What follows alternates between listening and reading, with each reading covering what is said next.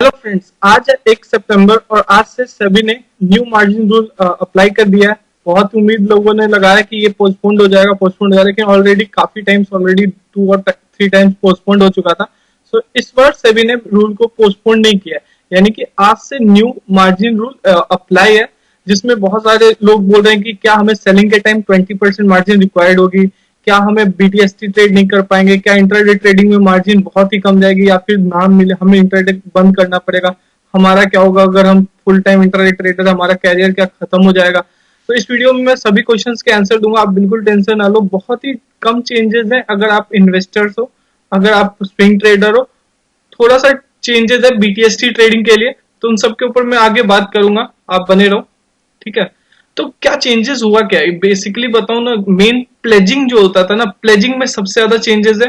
Pledging जैसे कि कार्बी का जो हुआ था इंसिडेंट, आप लोगों को रिसेंटली याद होगा, कार्बी के में कुछ फ्रॉड्स हो गया था, उसमें बहुत सारे कस्टमर्स को बहुत सारे प्रॉब्लम हुए। तो उस तरह के फ्रॉड को रोकने के लिए सेबी ने इस तरह के स्ट्रिक्ट कदम लिए। तो बहुत लोग बोल रहे हैं कि यार ये सेबी कितना खराब क्यों कर रही है, इतने स्ट्रिक्ट एक्शंस क्यों ले रही है, सेबी बेकार है ये वो। मतलब सेबी की गलती नहीं है, सेबी आपके भलाई के लिए कर रही है, ताकि कोई भी ब्रोकर आपके साथ फ्रॉड ना करे। और देखो, हाई लीवरेज ट्रेडिंग वैसे भी रिस्की होता है, सो उस रिस्क को भी कम करने के लिए थोड़ा बहुत ये कर रहे हैं। सो देखते हैं क्या क्या चेंजेस हुए। ऑल कोलेट्रल स्टॉक्स जो होंगे ना, वो accepted in form of margin pledge only. इसका क्या मतलब है? अब देखो, बहुत सारे जो नॉर्मल ट्रेडर या इन्वेस्टर होंगे उनको ये पता भी नहीं होगा। ऐसा क्या होता था ना कि पहले अगर मान लो मेरे अकाउंट में 1 लाख का इन्फोसिस या टीसीएस कोई भी एक स्टॉक पड़ा हुआ है, यानी बहुत सारे स्टॉक्स पड़े, 5-6 स्टॉक्स पड़े हैं, ठीक है, और मेरे पास 1 लाख का मतलब नेटवर्थ है, मतलब मेरे पोर्टफोलियो का वर्थ 1 लाख है। तो ब्रोकर्स क्या करते थे, अगर मान लो मुझे कोई अच्छा शेयर्स पसंद आया, मेरे अकाउंट में मान लो कैश में 20,000 कैश है, और मुझे 1 लाख और किसी स्टॉक्स में डालना है, या फिर मान लो मुझे 50,000 किसी और स्टॉक्स में डालना है, मुझे आईटीसी 50,000 का खरीदना है। तो आईटीसी खरीदने के लिए 50,000 का ना मुझे रिक्वायर्ड जो होता है 50,000 चाहिए। लेकिन मैं अगर बाय ऑर्डर लगाऊं, मेरे अकाउंट में 20,000 कैश है, मैं बाय ऑर्डर लगाऊंगा 50,000 का, और आराम से हो जाएगा। फुल ब्रोकर में आराम से हो जाता है, कोई दिक्कत नहीं होती। डिस्काउंट ब्रोकर ये फीचर्स नहीं देते हैं। तो ये बेसिकली होता है ना कि आपको बिना प्लेजिंग का कोई प्रोसेस किए हुए आपको ना एक मार्जिन लिमिट दी जाती थी, वो बहुत ज्यादा होती थी, आराम से आप बाय सेल कर सकते थे। तो बाद में फिर पे आउट पेमेंट करना होता था। ऐसा नहीं है कि आप एक बार खरीद लिया उसके बाद आप उसको रख लोगे, आपको T+1 डे पे मतलब पेमेंट कंप्लीट करनी होती थी। और एक और ट्रेडिंग होती थी मार्जिन वीआर करके, वो भी मार्जिन से रिलेटेड ही थी। तो बहुत लोग करते होंगे कि मतलब कि उनके स्टॉक्स पड़े होंगे, उनको प्लेज करके बिना इंटरेस्ट दिए, या थोड़ा कुछ इंटरेस्ट लगता है ब्रोकर में, कुछ ब्रोकर्स में अलग अलग रूल्स है, उस ट्रेडिंग का फायदा उठाते थे। तो उन लोगों को प्रॉब्लम हो रही है, नॉर्मल इन्वेस्टर्स के लिए कोई प्रॉब्लम नहीं है। बहुत लोग पेशेंस के साथ थोड़ा बने रहना कि सेलिंग के टाइम क्या होगा। अगर मैं, जैसे कि एक व्हाट्सएप पे भी कई सारे मैसेज आए थे, मैंने भी फॉरवर्ड किया था कि 20% लगेगा आपको सेलिंग के टाइम, तो वो वाली बात भी मैं बताऊंगा, थोड़ी देर रुक जाओ, नेक्स्ट स्लाइड में वही है। तो पीओए स्टॉक्स जो होते हैं ना, will not consider toward margin reporting purpose. तो पहले क्या होता था कि पीओए जो पावर ऑफ अटॉर्नी जो होती है, हम ब्रोकर्स को साइन करके देते हैं, ठीक है। हम लोग पहले पावर ऑफ अटॉर्नी अकाउंट्स को लाते थे। तो अगर आप पावर ऑफ अटॉर्नी दियो ना, तो आपको प्लेज करने की जरूरत ही नहीं पड़ती थी। एक प्रोसेस होता है प्लेजिंग का, उस कॉम्प्लेक्स प्रोसेस में जाने की जरूरत ही नहीं पड़ती थी, ब्रोकर आपको मार्जिन दे देता था। लेकिन अब वो नहीं होगा, अब ब्रोकर उसके अगेंस्ट मार्जिन आपको पैसे नहीं देगा, लिमिट नहीं देगा आप खरीदने के लिए। तो पीओ स्टॉक्स जो है वो नहीं कंसीडर करे जाएंगे, प्लेज करना पड़ेगा एक प्रोसेस के थ्रू, ओटीपी के थ्रू। तो सीडीएसएल के थ्रू आपको ओटीपी जनरेट करके आपको प्लेजिंग करनी पड़ेगी, ठीक है। All existing customer transfer get back margin pledge, मतलब कि जो पहले से अगर कोलेटरल में डाल रखे हैं कुछ भी, तो उनको पहले अनप्लेज करके फिर प्लेज करना होगा। और ये जो लोग प्लेज करके एफएनओ में ट्रेड करते हैं उनके लिए। एफटीएफ बिलिंग, ये क्या है? ये बेसिकली ना मार्जिन ट्रेडिंग फैसिलिटी, एफटीएफ का मतलब होता है। तो ये उन लोगों के लिए, जो मैं अभी बता रहा था ना, कुछ लोग मार्जिन पे ट्रेडिंग करते हैं कोलेटरल अपना रख के, तो उन लोगों के लिए ये है। तो उनको पहले मार्जिन प्लेज कंफर्मेशन करना होगा, जैसे कि हम प्लेज वाला प्रोसेस जो ओटीपी के थ्रू है। मैं आज अपने जीरोधा और मोतीराम ओसवाल क्लाइंट के लिए वेबिनार भी रखूंगा, उनको मैं, अगर जिनको समझ में नहीं आ रहा होगा उनको समझाऊंगा कि कैसे प्लेज करना है। आप अपने ब्रोकर्स को भी कॉल करो, वो आपको समझाएंगे कि कैसे प्लेजिंग का प्रोसेस है। इसमें थोड़ा सा चेंजेस है, ओटीपी चाहिए होता है, ओटीपी में भी बहुत सारे रूल्स हैं, और भी कई सारे रूल्स हैं। प्लेजिंग प्रोसेस थोड़ा थोड़ा सा मतलब बोल सकते हो कॉम्प्लेक्स है, बट उतना भी नहीं है। नॉर्मल अगर कोई इंटरनेट पे काम करता है तो उससे पता है कैसे कैसे सब कुछ लिखा आता है। ठीक है, सो आप अपने ब्रोकर को कॉल कर दो, मैं अपने क्लाइंट्स के तो आज लूंगा। ठीक है, अगर आप मेरे अंडर अकाउंट खुलवाना चाहते हो, डीमेट अकाउंट, तो नीचे कमेंट कर सकते हो या फिर मुझे कॉल कर सकते हो, नंबर ऊपर दिया हुआ है। ठीक है, so any stocks lying in collateral after 31 August will not consider toward margin reporting. ठीक है, ये इंपॉर्टेंट है। जैसे कि हम लोगों का पहले से स्टॉक्स मान लो पीओए हमने दे रखा है, और जैसे मैंने बताया 1 लाख का अगर स्टॉक्स पड़ा है तो वो पहले मार्जिन रिपोर्टिंग में कंसिडर किया, लेकिन अब वो मार्जिन नहीं होगा, आपको प्लेज करना पड़ेगा तभी होगा। तो पहले क्या होता था कि बहुत सारे लॉन्ग टर्म इन्वेस्टर्स थे जिनको ज्यादा ऐप यूज करने आता था, तो इस गलत फहमी हो जाती थी कई बार। ठीक है, debit stocks will not available as a margin reporting, वही बात रिपीट है क्योंकि ये बहुत इंपॉर्टेंट बात है, इसीलिए थोड़ा इस पे मैंने जोड़ दिया। मेन बात पे आ जाते हैं कि सेलिंग के टाइम जो आ रही है कि मुझे 20% देना होगा, 20, ये क्या है मतलब कि अगर मान लो कि मेरे पास 1 लाख का स्टॉक्स पड़ा हुआ है, अब मेरे पास सेविंग्स और कुछ बचे नहीं है, मैंने सारे इन्वेस्ट कर रखे हैं और मुझे पैसे चाहिए ही 1 लाख, तो क्या मैं अपने पैसे नहीं निकाल पाऊंगा? तो ऐसा कुछ नहीं है, आप सेल कर सकते हो। सभी ब्रोकर, ऑलमोस्ट एवरी ब्रोकर ने, अब मुझे नहीं पता कि सभी नहीं है क्योंकि जितने भी मैं जानता हूँ, चाहे वो जीरोधा हो, मोतीलाल ओसवाल हो, मैं दोनों में काम करता हूँ, हमारे दोनों ब्रोकर। एंजल में भी शायद अभी आ रही थी न्यूज, अभी पता नहीं, अभी कंफर्म करना पड़ेगा सब ब्रोकर सबसे, लेकिन ऑलमोस्ट सभी ब्रोकर ने ये फीचर्स ला दिया कि अगर आपको सेलिंग करनी है तो आप सेलिंग कर दो, ब्रोकर आपके बिहाफ में पेन कर देगा। जो वो 20% की रिक्वायरमेंट है ना, वो ब्रोकर देगा, क्योंकि उनको तो पता है ना कि आपने ये अकाउंट से ये सेल गया, ये 2 दिन बाद पैसे आ जाने, तो वो ब्रोकर आपके बिहाफ में पेन कर देगा। तो अगर आपको मान लो कि 1 लाख का कुछ बेच के कुछ तुरंत खरीदना है तो आप बिल्कुल खरीद सकते हो, कोई दिक्कत नहीं होगी उसमें। अब बोलोगे 1 लाख बेच के मुझे आज ही विड्रॉ करना है, तो वो तो भाई आज भी पॉसिबल नहीं है। 1 लाख अगर आज मैं बेचता हूं ना तो मुझे T+2 डेज तक वेट करना होता है विड्रॉवल निकालने के लिए, तो वो तो सेम रहेगा बिल्कुल, उसमें कोई भी चेंज नहीं है। एक चीज मुझे अभी भी कंफर्म नहीं है कि क्या आज अगर मैं 1 लाख का स्टॉक बेच रहा हूं तो उससे एफएनओ पोजीशन ले सकता हूं, तो ये जीरोधा ने मना कर दिया है।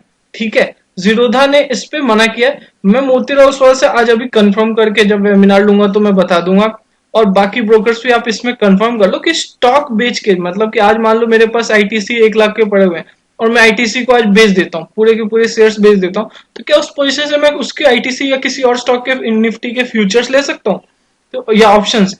तो वो शायद डाउट है, और उसमें मुझे नहीं लग रहा है कि ये अलाउ कर रहे हैं सारे ब्रोकर, बहुत ही कम ब्रोकर करेंगे या हो सकता है कोई भी ना करे। तो ये थोड़ा आप लोग चेक कर लीजिएगा। बाकी कोई और स्टॉक खरीदने के लिए कोई दिक्कत नहीं है, पैसे विड्रॉ करने वाला सिस्टम बिल्कुल नहीं था, पहले भी नहीं था कि आज ही सेल करो आज ही विड्रॉ करो, ब्रोकर से अलाउ ही नहीं करते थे। तो वो तो अभी भी आप कभी भी ट्राई करके देख लो। और बीटीएस, तो अब कहेंगे लोग कि ये बीटीएसटी में क्या होगा, बाय टुडे। बीटीएसटी का मतलब बहुत लोगों को नहीं पता होगा, बाय टुडे सेल टुमारो। मतलब क्या करते थे हम लोग, आज मान लो 3 बजे कोई अच्छा स्टॉक बहुत स्ट्रॉन्ग मूवमेंट दिखा रहा है, एकदम मतलब मस्त चल रहा है, और मुझे कुछ ऐसे कैंडल स्टिक दिख रहे हैं कि मुझे उम्मीद है कि कल गैप अप होगा, तो लोग क्या करते थे 3 बजे 3:30 बजे से पहले बाय करते थे स्टॉक, और सुबह 9 9:30 बजे तक वो स्क्वायर अप कर देते, बेच देते थे, क्योंकि उनको बस गैप अप का वो फायदा उठाना होता था, गैप अप ओपनिंग होती है ना, उसका प्रॉफिट लेना होता था। तो ये जो है ना, ये अब थोड़ी मुश्किल हो जाएगी। इसमें क्या चेंजेस आएंगे, जैसे अब मुझे सभी ब्रोकर का बिल्कुल नहीं पता भी, क्योंकि बिल्कुल नया नया इन्फॉर्मेशन है, सभी उम्मीद में थे कि ये चेंज हो जाएगा, मैं भी उम्मीद में था कि ये पोस्टपोन्ड हो जाएगा, बट अभी हुआ नहीं। सो इसमें क्या होगा, हमारे मोतीलाल ओसवाल में हमने एक नया ऑर्डर ही लॉन्च कर दिया। इसमें बेसिकली आप मान लो कोई स्टॉक आज बाय किए थे, तो कल सेल करने के लिए अभी तक क्या होता था, आप सेल फ्रॉम डीपी का ऑर्डर लगाते थे, या फिर आप जीरोधा में सीएनसी ऑर्डर लगाते थे। तो जीरोधा का भी मुझे एग्जैक्ट नहीं पता बीटीएसटी का उन्होंने क्या किया, लेकिन मोतीलाल ओसवाल में हम, अगर आप बीटीएसटी कर रहे हो मतलब कि कल सेल कर रहे हो, तो सेल फ्रॉम डीपी नहीं करोगे, बीटीएसटी नाम का एक ऑर्डर है, उस ऑर्डर पे जब क्लिक करोगे ना तो वो आपका चेक करेगा कि आपका क्या 20% मार्जिन है कि नहीं है। अगर 20% मार्जिन अवेलेबल है तभी सेल होगा, तो उनमें 20% मार्जिन चाहिए होगा बीटीएसटी के लिए। बाकी डिलीवरी ट्रेड के लिए बिल्कुल नहीं चाहिए होगा। स्विंग ट्रेड अगर कर रहे हो या फिर लॉन्ग टर्म में अपनी होल्डिंग बेच रहे हो तो फिर उसमें 20% मार्जिन की रिक्वायरमेंट नहीं है, बीटीएसटी में रिक्वायर्ड है, और उसके लिए हमारे पास एक अलग ऑर्डर आ गया। बीटीएसटी ट्रेड में बस थोड़ा सा चेंज है कि आपको मार्जिन चाहिए होगा, बाकी डिलीवरी और इन्वेस्टर्स के लिए कोई दिक्कत नहीं है। और इसमें पता है फायदे की बात क्या है कि इसमें ना ब्रोकर को पेनल्टी लगेगी, can not pass on to client. मतलब कि अगर बीटीएसटी कोई ट्रेड करता है, उसका स्टॉक है ही नहीं, ठीक है, या फिर उसने मार्जिन नहीं दिया है, तो ये क्लाइंट को पास नहीं कर सकते। इसीलिए आप सभी ब्रोकर इस तरह के कुछ ना कुछ अपना जुगाड़ निकाल लेंगे। और ये जो अभी अर्ली पे इन करना पड़ रहा है ना ब्रोकर को, ये भी ज्यादा दिन चलेगा नहीं, क्योंकि अगर जो ब्रोकर्स के पास अच्छा खासा आईटी टीम होगा, वो तुरंत ही अपना मतलब जो ये T+2 डे लगता है ना अभी सेटलमेंट का, ये धीरे धीरे कम हो जाएगा। ये T+1 डे हो जाएगा, T+1 में ही हो सकता है कुछ दिनों बाद स्टार्ट हो जाए कि आपका सेटलमेंट हो जाए, कुछ दिनों बाद हो सकता है एक ही दिन में with in a day settlement हो जाए। बाहर की कंट्री में ही होता है, ये कोई बहुत बड़ी बात नहीं है। यूएस में और बाकी कंपनीज में कंट्रीज में ये होता है कि आज आपने कुछ बाय किया और या फिर सेल किया, तो आज ही के आज सेटलमेंट हो जाएगा। तो जल्दी ये इंडिया में हो जाएगा, ये अच्छी बात है। इसमें भी कोई, मुझे तो ये चेंजेस अच्छे लग रहे हैं। बस थोड़ा सा ये मार्जिन के प्रोसेस थोड़े कॉम्प्लेक्स हो जाएंगे, बीटीएसटी थोड़ा सा कम हो जाएगा। बीटीएसटी में सबसे ज्यादा अभी अभी तक के लिए दिक्कतें जो है ये बीटीएसटी के लिए। अब बोलेंगे इंट्राडे में क्या चेंजेस, इंट्राडे में भी कोई चेंजेस नहीं हो रहा है। इंट्राडे में सेबी ने कहा है अगस्त 2021 तक हम धीरे धीरे मार्जिन कम कर देंगे। लाइक अभी आपको मान लो कोई ब्रोकर प्रॉमिस कर रहा है कि मैं 20x मार्जिन दूंगा, मैं 10x मार्जिन दूंगा, तो उन ब्रोकर में अकाउंट खुलाने के लिए मार्जिन के लिए कोई फायदा नहीं है। मार्जिन अब कोई एक एक्स्ट्रा फीचर, एक्स्ट्राऑर्डिनरी फीचर्स नहीं रहेगा किसी ब्रोकर को अट्रैक्ट करने के लिए अपने क्लाइंट को, क्योंकि अब धीरे धीरे सभी ब्रोकर का ना स्टैंडर्डाइज मतलब एक मार्जिन हो जाएगा। तो उसके लिए आप अगर किसी ऐसे ब्रोकर में आप काम कर रहे हो जहां सिर्फ मार्जिन अच्छा देता है, इसलिए वो बाकी कोई फीचर्स अच्छे नहीं है, सर्विसेज अच्छी नहीं है, तो फिर आपका कोई फायदा नहीं। आप हमारे साथ मोतीलाल ओसवाल या जीरोधा में अकाउंट खुलवा सकते हो।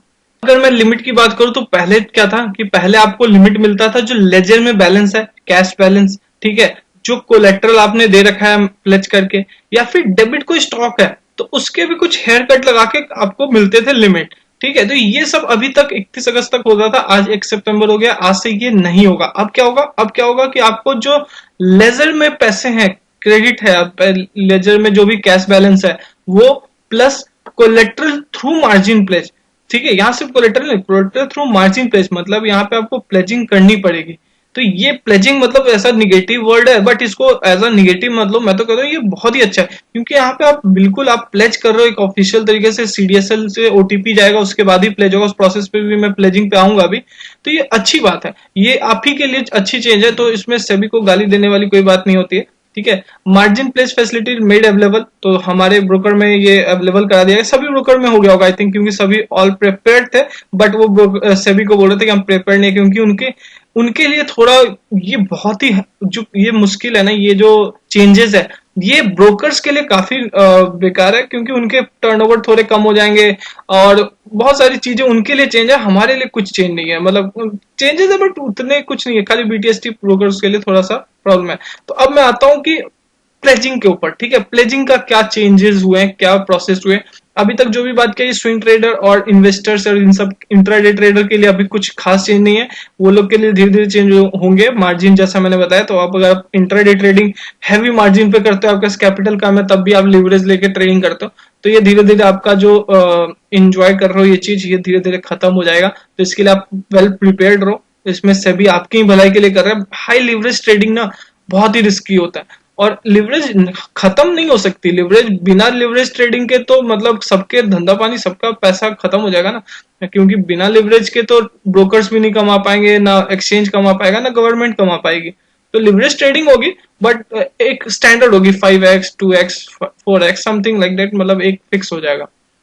और चेंज क्या हो रहा है कि अभी जो एग्जिस्टिंग डीपी मार्जिन है, मतलब जो transferring share from your DP account to broker client और मार्जिन अकाउंट, ये क्या होता है कि ये यहाँ पे मैंने समझा है कि पहले क्या था कि क्लाइंट जो है उनके पास मान लो टीसीएस की 1 लाख की वर्थ की शेयर्स पड़े, तो वो क्या करते थे, वो प्लेज करते थे और वो जाता था ब्रोकर पूल अकाउंट में, और उसके बदले मार्जिन मिल जाता था।